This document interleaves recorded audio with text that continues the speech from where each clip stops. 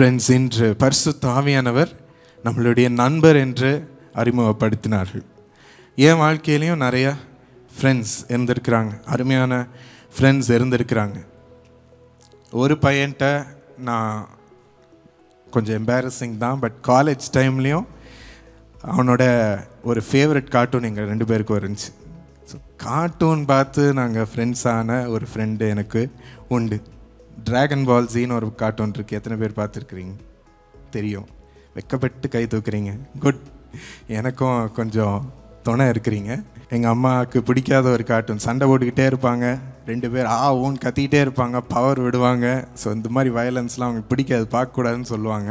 ஆனாலும் எப்படியாவது மீறி நாங்கள் சின்ன வயசில் அடுத்த ரூம்லேயாவது புகுந்து சீக்ரெட்டாக பார்க்குறது உண்டு. அவ்வளோ வெறித்தனமாக பார்த்த ஒரு கார்ட்டூன். அதை பற்றி பேசியே இது பார்த்தியா, இந்த எபிசோட் பார்த்தியா, இவன் எந்த செஞ்சதை பார்த்தியா அப்படின்னு பேசியே நாங்கள் 2 பேர் ஃப்ரெண்ட்ஸ் ஆகிட்டோம். அது ஒரு நட்புக்கு காரணமாக இருந்துச்சு. அதே மாதிரி இன்னொரு ஃப்ரெண்டு எனக்கு ஃபுட்பால் பைத்தியம். அவனும் ஃபுட்பால் பைத்தியம். அவனுக்கு வேறு டீம் பிடிக்கும், எனக்கு வேறு டீம் பிடிக்கும். ஒரே சவாலாக இருக்கும். டேய், என் டீமில் பாரு, இன்றைக்கி பயங்கர ஸ்ட்ராங் லைனப் இருக்குது, நாங்கள் தான் ஜெயிக்க போகிறோம் அப்படின்னு சொல்லி அந்த டீம் மெம்பர்ஸை பற்றி பேசுகிறது, யார் அன்றைக்கி விளையாடுறான்றதை பற்றி பேசுகிறதோ, அதை பற்றியே நாங்கள் முழு நேரம் பேசிகிட்டே இருப்போம். ஃப்ரெண்ட்ஸ் எல்லாம் சேர்ந்து டின்னருக்கு வெளியே போவோம். அங்கேயே உட்காந்து அவன் அந்த சைடு இருப்பான், நான் இந்த சைடு இருப்பேன். அக்ராஸ் த டேபிள் உட்காந்து ஃபுட்பால் பற்றியே பேசிகிட்டு இருப்போம். உனக்கு சொல்லுவாங்க, ஏன்டா திருப்பி ஆரம்பிச்சிட்டிங்க, வேறு எதுவுமே இல்லையாடா உங்களுக்கு பேசுகிறதுக்கு, உயிரை வாங்குறீங்களே இங்கேயும் வந்து, போய் தனியாக உட்காந்து போய் பேசுங்க போங்க அப்படின்னு தள்ளி விடுவாங்க. ஃபுட்பால் பைத்தியங்க. நாங்கள் 2 பேரும் சேர்ந்து உட்காந்து பேசுகிறேன். அப்படியே ஃப்ரெண்ட்ஸ் ஆகணும். இன்னொரு ஃப்ரெண்டு டாப் ஆஃப் த கிளாஸாக இருப்பான், எல்லாத்துலேயுமே பெஸ்ட்டாக இருப்பான். அவன் தான் படிப்புலேயும் டாப்பு, அத்லெட்டிக்ஸில் டாப், நல்ல கேரக்டரில் டாப்பு, எல்லா டீச்சர்ஸ்க்கும் பிடிச்ச ஒரு பையன், வாலிதனத்துலேயும் கூட டாப், எல்லாத்துலேயுமே டாப்பாக இருப்பான். ஸோ இப்படி இருந்த ஒரு பையன் ஒரு தடவை அவன் ரொம்ப ஹர்ட் ஆகிட்டான் ஒரு விஷயத்தில். அதில் நான் போய் அவனை விசாரித்ததுலேயும் அவனுக்கு செஞ்ச அந்த சின்ன ஹெல்ப்லேயும் அவன் இவ்வளோ தூரம் நான் ஷைன் பண்ணாலும் யாருமே எனக்கு ஹெல்ப் பண்ணலையே, ஆனால் இந்த பையன் வந்து ஹெல்ப் பண்ணுறானேன்ட்டு என்னோட அதிலேருந்து விடவே இல்லை. ஸோ அப்படி நாங்கள் ஃப்ரெண்ட்ஸ் இன்றைக்கி கூட அப்பப்போ பேசுகிறது உண்டு. ரொம்ப ஸ்ட்ராங் ஃப்ரெண்ட்ஸ் ஆகிட்டோம். இன்னொரு ஃப்ரெண்டு அவன் ஒரு ஆட்டு பையன் கிடையாது, ஆனால் ஆட்டு பையன்னு எல்லாம் கிண்டல் பண்ணுவாங்க. நான் கூட மெசேஜில் அவனை பற்றி சொல்லியிருக்கிறேன். அவன் சுரண்டக்கார பையன். அவனை எல்லாம் கிளாஸ்க்குள்ளே வரும்போது அப்படின்வாங்க. அப்படியே ட்ரெயின் ஆகிடுச்சு பாருங்கள். நான் சொல்ல மாட்டேன், சொன்னாலும் இங்கே சொல்ல மாட்டேன். அப்படியே கிளாஸ்க்குள்ளே வரும்போது அவனுக்கு ஒரு வாழை கூட மாட்டி விட்டுருவாங்க, பேப்பரில் மாட்டி விட்டு அப்படியே சத்தம் போடுவாங்க. டீச்சர் வந்து, ஏன்டா இப்படிலாம் கத்துறீங்க, ஆடு வந்துருச்சு மேம் அப்படின்வாங்க. அவனை போட்டு கிண்டல் பண்ணி அவனை எல்லாம் கேஷுவலாக எடுக்கிற ஒரு பையன். நாங்கள் 2 பேரும் ரொம்ப க்ளோஸ் ஆகிட்டோம், ஒரு நல்ல ஃப்ரெண்ட்ஸ் ஆகிட்டோம். நல்ல ஃப்ரெண்ட்ஸ் எனக்கு கிடச்சாங்க வாழ்க்கையில். நல்லா என்னோட நிற்கிறவங்க கிடச்சாங்க, நல்ல கேரக்டர்ஸ் உள்ள ஃப்ரெண்ட்ஸும் கிடச்சாங்க. ஆனால் இவைகள் எல்லாரோடையும் காட்டிலும் எனக்கு ஒரு ஃப்ரெண்ட்ஷிப் பயங்கரமாக லைஃப்பை இம்பேக்ட் பண்ணுச்சு, என் லைஃப்பை மாற்றுச்சு. அண்ட் எனக்கு இவர்கள் ஃப்ரெண்ட்ஷிப்போடு எங்கேயோ மேலானதாக இருந்துச்சு பரிசுத்த ஆவியானவர். இந்த பரிசுத்த ஆவியானவர் ஃபஸ்ட்டு யார்? அவர் ஆண்டவர் தான். ஆவியின் ரூபத்தில் இருக்கும், நம் இருதயத்தில் தங்கும் ஒரு விசேஷித்தவராக பரிசுத்த ஆவியானவர் ஆண்டவர் நமக்குள் வசிக்கும்படி இருக்கிறார். ஆண்டவருடைய பரிசுத்த ஆவி நம்மை பரிசுத்தப்படுத்தும்படி, நல்வழியில் நடத்தும்படி தங்கும் ஒரு ஆவி. இவர்கிட்ட என்ன ஃப்ரெண்ட்ஷிப்பில் என்ன ஸ்பெஷாலிட்டி? இவருடைய ஃப்ரெண்ட்ஷிப்பில் மட்டும் ஏதாவது யுனிக்காக இருக்கா? மற்ற ஃப்ரெண்ட்ஸ்கிட்ட கிடைக்காதது எதுவும் இவர்கிட்ட மட்டும் இருக்கா? ஒன்று நான் ரியலைஸ் பண்ணது, அவர்கிட்ட மட்டும் நான் ஆக்ட் பண்ண வேண்டிய அவசியமே இல்லாமல் இருந்துச்சு. அவர்கிட்ட மட்டும் நான் என் கேரக்டரை சேஞ்ச் பண்ண வேண்டிய அவசியமே இல்லாமல் இருந்துச்சு. சில பேர்கிட்டலாம் ரொம்ப கூலாக இருப்பாங்க, அவங்ககிட்ட போய் நம்ம கொஞ்சம் நம்மளும் ஏதாவது கூலாக நடித்தா அவங்களுடைய ரெக்கக்னிஷனை பெறலாமே அப்படின்னு சொல்லி நம்மளை மாற்றிப்போம் இல்லையா? சில நேரம் நம்மளும் அவங்கள மாதிரியே காரியங்களை லைக் பண்ணால் அவங்களோட க்ளோஸ் ஆயிடுவோம் அப்படின்னு சொல்லி நம்மளை மாற்றிப்போம். Will change our selves into someone that we are not. நாம இல்லாத ஒரு கேரக்டரில் நம்ம சேஞ்ச் பண்ணி அவங்க அட்டென்ஷனை கிராப் பண்ணுவோம். ஆனால் இவர்கிட்ட என்னை மாற்றிக்கொள்ள வேண்டிய அவசியமே இல்லாமல் இருந்துச்சு. ரியலாகவே இரு, நீ சாமாவே இரு, அதுதான் எனக்கு ரொம்ப பிடிச்சிருக்குன்னு சொன்னார். நீ எதையுமே மாற்றிக்க வேண்டாம், நீ இருக்கிற மாதிரியே இரு, அதுதான் எனக்கு ரொம்ப பிடிக்கும். நீ மாறிட்டனா எனக்கு அடையாளம் தெரியாது, உன் அடையாளத்திலே இரு. அது என்னை ரொம்ப தொட்டுச்சு. என்னுடைய உண்மையான கேரக்டரை அவர் நேசிக்கிறார். அண்ட் இன்னொன்று, என்னுடைய பேட் சைட், என்னோட மோசமான குணத்தையோ மோசமான காரியங்களையோ நான் மறைக்க வேண்டிய அவசியமே இல்லாமல் இருந்துச்சு. ஏன்னா அவர் என்னை ஜட்ஜ் பண்ணவே இல்லை. அதனால் என்னை ஜட்ஜ் பண்ணல. இவன் மோசமானவன்ட்டு ஒரு பிராண்டிங் எனக்கு கொடுக்கல. மற்ற ஃப்ரெண்ட்ஸ்கிட்ட நீங்கள் அப்படி மோசமான ஒரு காரியம் ரிவீல் ஆயிருச்சுன்னா எய்தர் ஒரு டிஸ்டன்ஸை மெயின்டைன் பண்ணுவாங்க, இல்லை நம்மளை வேறு மாதிரி பார்க்க ஆரம்பிப்பாங்க, ஜட்ஜ் பண்ண ஆரம்பிப்பாங்க, ஏதாவது வெளியே கூட சொல்ல ஆரம்பிப்பாங்க. என்ன பண்ணால் தெரியுமாடி, நம்மளுடைய பெஸ்ட் ஃப்ரெண்ட் கூட அப்படி சொல்ல இருக்கும். நம்ம அவங்க முன்னாடி நிற்கவே முடியாது, வெக்கமாக இருக்கும். ஆனால் அப்படிப்பட்ட மோசமான காரியத்தை நான் செஞ்சிருந்தாலும், பாவமான காரியத்தை செஞ்சிருந்தாலும் அவர் என்ன விலக்கலை. அவர் நேசம் என் மேலே மாறவே இல்லை, அவருடைய அன்பு என் மேலே மாறவே இல்லை. அதே மாதிரி தான் இருந்துச்சு. ஃப்ரெண்ட்ஸ்கிட்ட கண்டிப்பாக மாறும். மற்ற இந்த உலகத்தார் உடைய அந்த அன்பு நம்மளை ரெப்ரசன்ட் பண்ணிக்கும் போது மாறும். ஆனால் இவர்கிட்ட அதே அன்பு தான் ஒவ்வொருத்தரையும் அவர்கிட்ட பேசும்போது அதே அன்பு தான் இருக்கும், மாறவே இல்லை. இன்னும் அவர் என்னை ஜட்ஜ் பண்ணவே இல்லை. அந்த காரியத்தினால என்னை விட்டு விலகியும் போல. இவன் இப்போ ரொம்ப மோசமானவன் ஆயிட்டான், அவன்கிட்ட இருந்தால் நம்ம பேரும் கேட்டு போயிடும்னு சொல்லி சில பேர் போயிடுவான். ஆனால் அவர் போகவே இல்லை.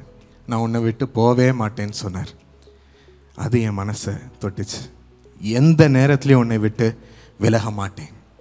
அதனோட என் இருதயத்திட்டையும் அவர் பேசி, இருதயத்துலேயும் ஒரு மாற்றத்தை அந்த காரியத்தில் உண்டாக்கி என்னை ஒரு மாற்றத்தில் வாழ்க்கையை நடத்தும்படி, அந்த மோசமான காரியத்தை இனி செய்யாதபடி, அதில் நிலைத்திராதபடியும் எனக்குள்ள ஒரு மாற்றத்தை கொண்டு வர உதவி செஞ்ச. He helped me. ஃப்ரெண்ட்ஸ் எல்லாம் அந்த மாதிரி மோசமான நேரத்தில் வெகு சிலர் தான் நிற்பாங்க, நமக்கு வெறு சிலர் தான் அட்வைஸ் பண்ணுவாங்க, நம்மளோட நின்று நம்மளை என்கரேஜ் பண்ணி நம்மளை ஒரு சேஞ்சுக்கு கொண்டு வருவாங்க, நல்லா ஹாப்பியாக இருப்பாங்க நம்மளோட. ஆனால் இந்த நேரத்துலலாம் நம்மளோட நிற்கிறதுக்கு ரொம்ப பேரை பார்க்க முடியாது. இந்த நேரத்தில் அவருடைய ஒளியை நான் பார்த்தேன், அவருடைய அன்பை நான் பார்த்தேன். அவர் மாற்றத்தை கொண்டு வர்றதுக்கு ஹெல்ப் பண்ணுறத, அந்த பவர் டு சேஞ்சையும் அவர் தான் கொண்டு வரதை நான் பார்த்தேன். That touched me as a real friend. எங்கேயுமே இது கிடைக்கல. அதே மாதிரி எங்கே போனாலும் கூட வரவராக இருந்தார். சில பேர் ஹியூமனாக முடியாது, எல்லா இடத்துக்கும் நம்மளோட நிற்கிறதும் எல்லா காரியத்துலேயும் நிற்கிறதோ அவங்களால முடியாது. ஆனால் என் கூட நிற்கிறவராக, எங்கே போனாலும் கூட வந்து ஹெல்ப் பண்ணுறவராக, எனக்காக நிற்கிறவராக, சப்போர்ட் பண்ணுறவராக நான் எப்போவுமே உணர்ந்தேன். அதனால் எல்லா காரியத்திலையும் நான் கேட்டு வச்சுப்பேன்.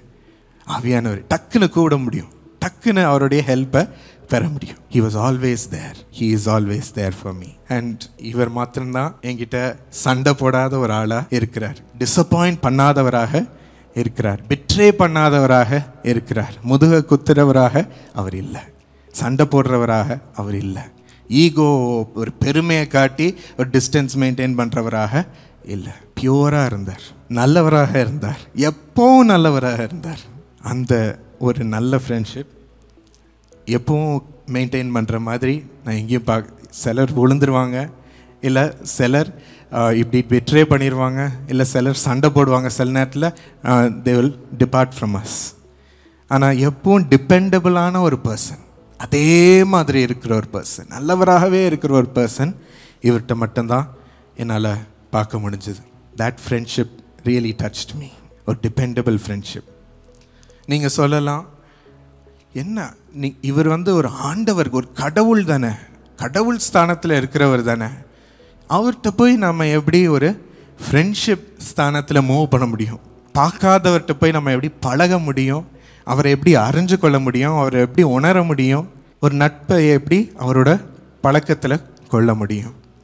இல்லை, சில பேர் நீங்கள் பார்த்துருப்பீங்க, அவர் ஒரு அபிஷேகம் தானே, அவர் யார் மேலேயாவது விழுவார், அப்படியே தரையில் விழுவாங்க, புரளுவாங்க, அப்படிப்பட்ட ஒரு அபிஷேகம் தானே பரிசுத்த ஆவியானவர். அந்த அபிஷேகத்தோடு போய் நான் எப்படி நட்பு கொண்டு அவரோட பேசிக்கிட்டு உறவாடிக்கிட்டு ஒரு சிரிச்சுக்கிட்டு எப்படி நட்பை பரிசுத்த ஆவியானவர் கூட நான் கொள்ள முடியும் என்று.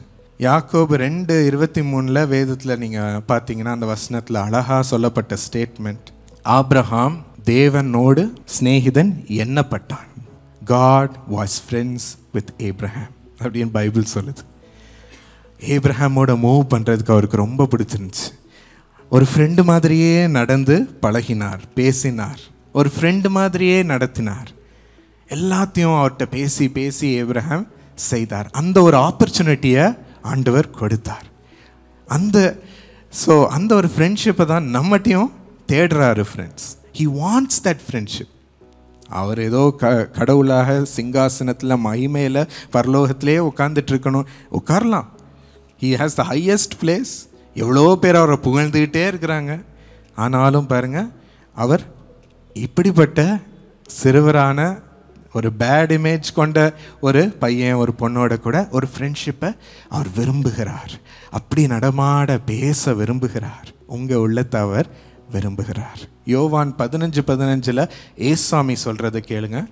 இனி நான் உங்களை பணியாளர் என்று சொல்ல மாட்டேன், ஏனெனில் தம் தலைவர் செய்வது இன்னதென்று பணியாளர்களுக்கு தெரியாது. I am not going to call you as my servants. ஏன்னா சர்வெண்ட்ஸுக்கு மாஸ்டர் செய்கிறது தெரியாது, தெரிவிக்கப்படாது. ஆனால் உங்களை நான் நண்பர்கள் என்றேன், ஏனெனில் என் தந்தையினிடமிருந்து நான் கேட்டவை அனைத்தையும் உங்களுக்கு அறிவித்தேன். எல்லாத்தையும் உங்களுக்கு ஷேர் பண்ணுறேன். ஓப்பனாக ஷேர் பண்ணுற ஃப்ரெண்ட்ஷிப் எனக்கு வேணும். ஒரு மாஸ்டர், ஒரு சர்வெண்ட் மாதிரி உங்களை நான் ட்ரீட் பண்ண விரும்பலை.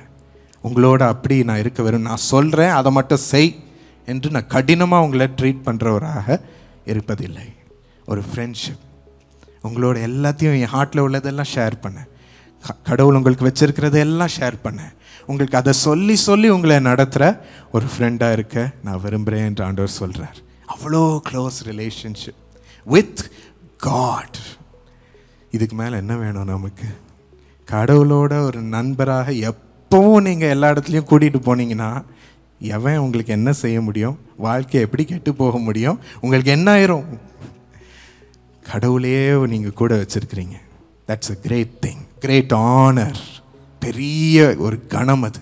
பாருடா, என் கூட கடவுள் இருக்கிறார் அப்படின்னு நீங்கள் சொல்லலாம். எங்கள் அப்பா சொல்லி இருக்கிறாங்க, அவங்க வாலிப வயசில் ஏசுவாமியை அறிஞ்சப்போ கண்ணீரோடு அவரை பெற்றுக்கொண்டாங்க. நிரப்ப நிரப்ப ஏசுவாமியை பெற்றுக்கொண்டாங்க. பரிசுத்த ஆவியானவரோடு ஒரு உறவை அவங்க பெற்றுக்கொண்டாங்க. அவரை உள்ளத்தை நிரப்பி மாற்றினார். தப்பான காரியங்கள்லாம் அவங்க ஈடுபட்டு இருக்கும்போது ஆண்டவர் ஒரு நாள், உன்னை நான் பெரியவனாக்கும்படி தேர்ந்தெடுத்திருக்கிறேன் என்று சொன்ன அந்த வார்த்தை அவர்களுக்குள்ளே இறங்கி அவங்க இருதயத்தை மாற்றினது. அன்று பரிசுத்த ஆவியானவர் அவங்களுக்குள்ளே இறங்கினார். இருதயத்தில் வெல்கம் பண்ணினாங்க.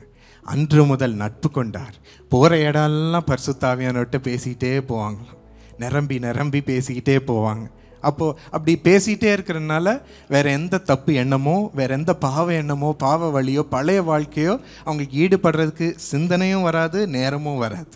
Heel keep on talking to the holy spirit. அவர் நல்ல விஷயங்களையே பேசிகிட்டு இருப்பாராம். உள்ளத்தை அப்படியே மாற்றினார்.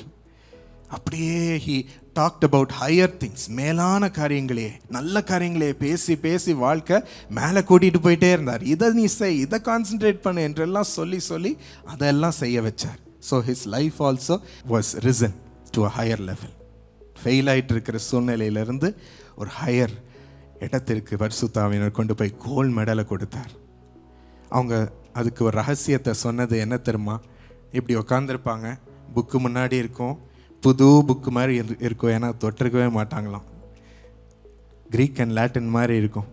அப்போ சொல்லுவாங்க, பரிசுத்த ஆவியானவரே இங்கே ஒரு சேரை போடுறேன், என் கூட உட்காரும், என் கூட உட்காந்து எனக்கு எல்லாத்தையும் சொல்லித்தரும்.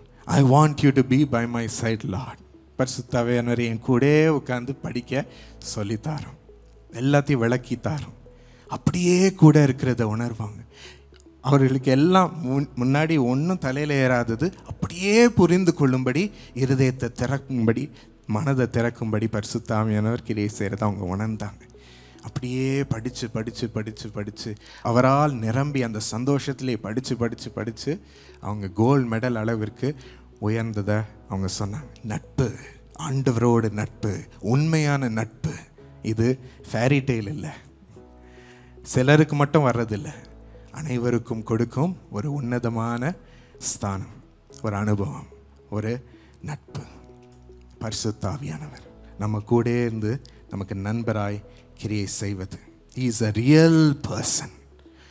உண்மையான ஒரு நபராய் நமக்கு எல்லா எக்ஸ்பீரியன்ஸஸ்லையும் நமக்கு உதவி செய்து ஸ்ட்ரென்தன் பண்ணி பலப்படுத்தி நம்மை படிக்க வைக்கும்படியும் வேலை செய்ய வைக்கும்படியும் உயர்த்தும்படியும் நம்மை நடத்துகிறார். எனக்கு இந்த மாதிரி மேடைகளில் பேசும்படி கூட்டிகிட்டு போவாங்க, ஒரு சான்ஸ் கிடைக்கும் மெசேஜ் கொடுக்கும்படி. ஆனால் அந்த மாதிரி மேடைகளில் தனியாக தான் நான் நிற்கணும். எங்கள் அப்பா அம்மா உதவி செய்ய முடியாது, எங்கள் ஃப்ரெண்ட்ஸ் உதவி செய்ய முடியாது, யாரும் ஒன்றும் செய்ய முடியாது. இப்படி மேடை முன்னாடி நின்று எத்தனையோ பேர்கிட்ட பேசணுன்னா சில நேரத்தில் லட்சக்கணக்கானவர்கள் அப்படியே அலை போல உட்காந்துருப்பாங்க, சாண்டு மாதிரி உட்காந்துருப்பாங்க, அப்படியே போயிட்டே இருக்கு. சில பேர் தெரியவே தெரியாது, எல்லார் கண்களும் என் மேலே இருக்கும். எல்லாரும் அப்படி நோக்கி பார்த்துக்கிட்டே இருப்பாங்க, இவன் என்ன பேச போகிறான், இவன் டாக்டர் பாலோடைய பையன் என்ன பேச போகிறான், அவர் மாதிரியே பேசுகிறானான்னு பார்ப்போம் அப்படின்ற மாதிரிலாம் ஜட்ஜ் பண்ணி பார்த்துக்கிட்டு இருப்பாங்க. இல்லை ஆண்டவருடைய வார்த்தை இவன் மூலமாக எனக்கு வரணும் என்று சொல்லி காத்துக்கிட்டு இருப்பாங்க. ஆண்டவரே உம்மை ரெப்ரசன்ட் பண்ணி நிற்கிறேன், நீர் பேசுகிறத கேட்கணும்னு வெயிட் பண்ணிகிட்டு இருக்காங்க, நான் போய் என்ன பேச போகிறேன் சுவாமி என்று இருக்கும். எல்லாரோடைய எக்ஸ்பெக்டேஷன், அதை சுமக்கணும், அதற்கு பதில் கொடுக்கணும், ஆண்டவருக்கு முன்னாடி பதில் கொடுக்கணும், அவருடைய எக்ஸ்பெக்டேஷன். அப்போ தான் பரிசுத்த ஆவியானவரிடம் நான் நோக்கி பார்க்கும்போது அப்படியே என் இருதயத்தில் எழும்புவார். ப்ரிப்பேர் பண்ணும்பொழுதே இந்த சீன் என் முன்னாடி நிற்கும். நாங்கள் ஸ்டேஜில் போய் தனியாக நிற்கணுமே, என்ன பண்ண போகிறேன் சுவாமி, அப்படியே எழும்பி சாம் இனி நீ அல்ல நான் தான் எல்லாத்தையும் உனக்கு செய்ய போகிறேன் என்ற அந்த தைரியம், அந்த ஒரு வார்த்தை எனக்குள் எழும். அப்போ காட்டுவார், இதை பற்றி நீ ஆராய்ந்து வேதத்தில் ஆராய்ந்து இதை பேசு. நான் போய் மேடையில் நிற்கும் போது ஓ மூலம் நான் பேசுவேன், நீ போ, இந்த வார்த்தையை எடுத்துகிட்டு போ என்ன சொல்லுவார். நான் பேச ஆரம்பிப்பேன். ஜனங்க என்னுடைய சத்தத்தை தான் கேட்பாங்க, உன்னை பார்க்க மாட்டாங்க. ஜனங்க இருதயத்தையும் நான் திறக்கிறேன் என்று அவர் சொல்லுவார். அது என்னுடைய வேலை. ஒவ்வொருவரையும் இந்த வார்த்தையை நோக்கி பெற்றுக்கொள்ளும்படி அவங்க இருதயத்தை நான் திறக்கிறேன். அவங்களுக்கு அற்புதங்களையும் ஆசீர்வாதத்தையும் கொடுப்பது நானாக இருக்கும். நீ போ, உன்னோடு நான் வரேன் என்று சொல்வார். அப்படியே ஒரு பெரிய ஸ்ட்ரென்த், அதை விவரித்து கூட சொல்ல முடியாது, ஒரு லேயர் எனக்குள்ளே எழும்புவதை நான் உணர்ந்திருக்கிறேன். அந்த வார்த்தை வந்ததுக்கு அப்புறம் கான்ஃபிடன்ஸ், ஆண்டவர் என்னோடு பேசியிருக்கிறார், இனி ஜெயம்தான். படிப்புலேயும் கூட ஃப்ரெண்ட்ஸ், உங்கள் ப்ராஜெக்ட்லேயும் சரி, காம்படிஷன்லேயும் சரி, ஸ்போர்ட்ஸ் இவெண்ட்லேயும் சரி, எங்கே போனாலும் மேடையிலையும் சரி, இந்த பரிசுத்த ஆவியானவரை எழ செய்து இந்த வார்த்தையை பெற்று அவர் என்ன செய்ய சொல்லுகிறார் என்று அவரிடம் கேளுங்க. அவர் பேசிட்டார்னா போதும். இதை நான் செய்ய போகிறேன் என்று ஒரு வாக்குத்தத்தத்தை உங்களோடு பேசிட்டார்னா போதும், அவ்வளவுதான். நமக்கு ஜெயம் உண்டு என்று கான்ஃபிடென்ஸோடு போவோம். நம்மளை கூட்டிகிட்டு போவார், அவர் நம்மளை எழுத்துட்டு போவார். நம்ம தனியாக அங்கே போய் வேர்த்து வெறுவெறுத்து நிற்க வேண்டிய அவசியம் இல்லை. நம்மளா போனால் பயம் வரும். ஆனால் 2 தீமோத்தி 1:7 சொல்கிறது, ஆண்டவர் நமக்கு பயமுள்ள ஆவியை கொடாமல் பலமுள்ள அன்புள்ள ஆவியும் தெளிந்த புத்தி இவைகளை நமக்கு தந்திருக்கிறார். பலமுள்ள ஒரு ஆவி, வல்லமை நிறைந்தது, நம்ம காரியத்தை சாதிக்கும்படி வல்லமை. அந்த வல்லமையை நம்ம உணர்கிறோம். It's not just a figurative speech, ஒரு சும்மா பேச்சுவார்த்தை இல்லை. அந்த வல்லமை நமக்குள்ள இருந்து கிரியை செய்கிறது. பரிசுத்த ஆவியானவர் நமக்குள்ள இருந்து கிரியை செய்கிறார். அதே மாதிரி அன்பு, இயேசு சுவாமிக்கும் அன்போடு அந்த காரியத்தை செய்யும்படியும் ஜனங்களுக்கும் அன்போடு அந்த காரியத்தை செய்யும்படி தேவனுடைய அன்பு அப்படியே பெர்மியேட் ஆகிட்டே இருக்கும் நமக்குள்ளே இருந்து. அவருக்கு நேசித்து நேசித்து படிக்கும்படி, ஆண்டவரை நேசித்து கீழ்ப்படியும்படி. அதனால தான் ஆண்டவருக்குள் கீழ்ப்படியுங்கள் என்று சொல்லுகிறார். நம்மால் அதை செய்ய முடியாது. ஆண்டவரை நேசித்து அவருக்காக பாசத்தோடு எல்லா காரியத்தையும் செய்வது. அன்புனாவி, அன்பினாவி, பரிசுத்தாவி அன்பை ஊற்றுகிறார். ஸோ இவைகளை வைத்து உங்கள் வாழ்க்கையில் கிரியை செய்யும்படி நட்பு கொள்கிறார். Friends, He wants a relationship with you to be your best friend in all things, in every place you go. எங்கே போனாலும் சரி, எதை செய்தாலும் சரி, உங்கள் கெரியரில், உங்கள் கனவுகளில் முடியாதென்று சொல்லும் சூழ்நிலையிலையும் அவர் தடைகளை உடைத்து என்னால் முடியும், இதுதான் என்னுடைய தீர்மானம் என்று உங்கள் உள்ளத்தில் வச்சு உள்ளத்திலிருந்து உங்களை நடத்தி கிரியை செய்வார். உங்களை தான் தள்ளிட்டு போவார். ஏதோ வானத்திலேருந்து நமக்கு விழாது. பரிசுத்த ஆவியானவர் உங்கள் வாழ்க்கையில் செயல்படுவதை நீங்கள் பார்ப்பீங்க. அதுக்கு ரெடியாக இருக்கிறீங்களா? இப்போ நம்ம அந்த நட்பை கொள்ளும் நேரம் வந்துருச்சு. அவரை நாம் வரவேற்போம், அவரை நாம் பெற்றுக்கொள்வோம். வாரும் பரிசுத்த ஆவியானவரே என்று உள்ளத்தின் ஆழத்திலிருந்து அழைக்கிற ஒவ்வொருவருக்கும் ஆண்டவர் பதில் கொடுப்பார். இந்த நேரத்திலும் பரிசுத்த ஆவியானவர் நம் மத்தியில் இருக்கிறார்.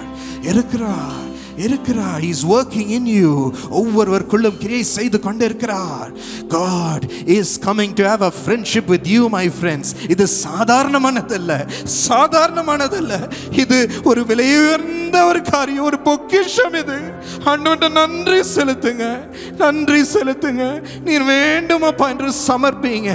இருதயத்தை சமர்ப்பீங்க, உங்க படிப்பை சமர்ப்பீங்க, உங்க குணத்தை சமர்ப்பீங்க, உங்க உறவுகளை சமர்ப்பீங்க, உங்க எதிர்காலத்தை சமர்ப்பீங்க.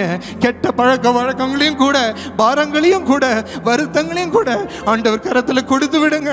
வேண்டாம்ப்பா, நீர் மாத்திரம் இருதயத்தில் இருக்கணும்ப்பா. இப்படி சமாதானம் மாத்திரம் இருக்கணும்ப்பா. இப்படி சந்தோஷம் மாத்திரம் இருக்கணும்ப்பா. எனக்குள்ள வாரம். இந்த சான்ஸை விட்டு விடாதீங்க ஃப்ரெண்ட்ஸ். வாயை திறந்து ஒவ்வொருவரும் வெட்கப்படாம கேளுங்க. பரிசுத்த ஆவியானவரே எனக்குள்ள வாரும் அப்பா. தேவனுடைய அன்பு இறங்குகிறது. உங்களுக்குள்ள தனிப்பட்ட முறையில் கிரியை செய்து அவருடைய அன்பை காட்டுகிறார், கொட்டுகிறார். ஏற்றுக்கொள்ளுங்க ஃப்ரெண்ட்ஸ். அன்பினால் நிரம்புங்க. இதுதான் பரிசுத்த ஆவியானுடைய அன்பு. இதுதான் அவர் உங்கள் மீது வைத்திருக்கிற பாசம். இதுதான் உங்களை விட்டு கொடுக்காத அவருடைய நேசம். உங்களுக்காக உயிரே கொடுத்த இயேசுவின் அன்பு இது. ரத்தத்தை சிந்தின இயேசுவின் அன்பு இது. ஆணி அடிக்கப்பட்டாலும் வாய மூடிட்டு அது எல்லாம் பெற்றுக்கொண்ட இயேசுவின் அன்பு இது. உங்களை நினைத்து சிலுவையில் அறையப்படும்படி தன்னை ஒப்பு கொடுத்த இயேசுவின் அன்பு இது. ஒப்பு கொடுங்க. நீங்க அவருக்கு மிக முக்கியம். நீங்க அவருக்கு மிக தேவையாக தேடி வந்திருக்கிறார். எவ்வளோ பெரிய காரியம். சிறியவனாகி என்ன சுவாமி நீ தேடி வந்திருக்கிறீரே, நன்றி என்று சொல்லுங்க. எனக்குள்ள இறங்குவதற்கு நன்றி பரிசுத்த ஆவியானவரே, நன்றி என்று வாயை திறந்து சொல்லுங்க. நன்றி அப்பா, உம்மை பெற்றுக்கொள்கிறேன் அப்பா. எனக்குள் இறங்குகிறீர், நான் விசுவாசிக்கிறேன். எனக்காக வருகிறீர் சுவாமி. Thank you Jesus. ஒருவரை விட்டு விடாமல் நிரப்பும் சுவாமி. தனிப்பட்ட முறையில் நிரப்பும் அப்பா. இப்பொழுது பரிசுத்த ஆவியானுடைய சந்தோஷம் உங்களுக்குள் இறங்குகிறது. புதிய ரட்சிப்பின் சந்தோஷம், பரிசுத்த ஆவியானுடைய சந்தோஷம் உங்களை அளவில்லாமல் நிரப்புகிறது. நட்பு பெற்றிருக்கிறீர்கள். வாழ்க்கையை சிறக்க செய்யும்படி ஆசீர்வாதத்தை வைக்கிறார். He is blessing you. அவருடைய பலன் இறங்குகிறது. நிறைய பேர் நீங்க பலன் அற்று எல்லாத்தையும் இழந்து கீழே தரையில் கடக்கும்படி நீங்கள் உணர்கிறீர்கள். உங்களை தூக்குகிறார். அவர் பலன் இறங்குகிறது. அவர் பலன் பூர்ணமாய் உங்களை நிரப்புகிறது. Be filled with the strength of the Holy Spirit. உங்களை விட்டு விலகாதவர் பலப்படுத்துகிறார். உங்களோடே தங்கி படிப்பில் வரும்படி உங்களுக்கு வாக்கு கொடுக்கிறார். ஆசீர்வாதத்தை பெற்றுக்கொள்ளுங்க. படிப்பில் வழியை பெற்றுக்கொள்ளுங்க. வேலையில் வேலை திறந்து கிடைக்கும்படி பெற்றுக்கொள்ளுங்க. இயேசுவின் நாமத்தில் இப்போ பெற்றுக்கொள்ளுங்க. இப்பொழுது உடலில் சுகத்தை பெற்றுக்கொள்ளுங்க. அந்த பாகத்தில் ஆண்டவர் கை வைத்து உங்களை விடுதலை செய்கிறார். பரிசுத்தத்தில் ஜெயத்தை பெற்றுக்கொள்வோம். பரிசுத்தமாக்குகிறார், இன்னும் பரிசுத்தமாக்குகிறார். நீங்க கஷ்டப்படுற அந்த பாகத்தில் உங்களுக்கு விடுதலை கொடுக்கிறார். விட்டு விடுங்க. ஆண்டவர் கையில கொடுத்து நீங்க அதை மறந்து விட்டு விடுங்க. இது வேண்டாம், நீர் வேண்டும் சுவாமி, பரிசுத்தமான உறவு வேண்டும். இன்னும் எனக்குள்ள பெருகி சந்தோஷத்தினால் எங்களை நடத்தும் உறவு வேண்டும் சுவாமி. எனக்குள் இறங்கும் அப்பா, என்னை நேசியும் அப்பா. அது போதும் என்று சொல்லி இருதயத்தை இன்னும் திறந்து கொடுங்க ஃப்ரெண்ட்ஸ். எல்லா பாவமும் பலமற்று போய் நீங்கி செல்லுகிறது. இனி உங்களை தொந்தரவு பண்ண முடியாதபடி, தொட முடியாதபடி பிசாசு உங்கள் வாழ்க்கையில் வெல்லுகிறான்.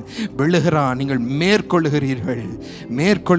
ஜெயத்தை இயேசுவின் நாமத்தில் எல்லாவற்றிலையும் பெற்றுக்கொள்ளுங்க. விடுதலை பெற்றுக்கொள்ளுங்க. பரிசுத்த ஆவியானுடைய நட்பை பெற்றுக்கொள்ளுங்க. அவருக்கு நன்றி சொல்வோமா? அவரை ஸ்தோத்திரம் பண்ணுவோமா? நம்மை தேர்ந்தெடுத்து நம்மை இவ்வளோ அன்பாய் நேசித்து நிரப்பி இருக்கிறாரே. Thank you holy spirit. பரிசுத்த ஆவியானவரே, உம் காலில் விழுகிறோம். நன்றி செலுத்தி எங்கள் வாழ்க்கையை ஒப்பு கொடுக்கிறோம் சுவாமி. உமக்கு முத்தமிடுகிறோம் சுவாமி. Thank you for your love lord. நேசத்திற்கு நன்றி. இயேசுவின் நாமத்தில் ஆமென். God bless you, friends.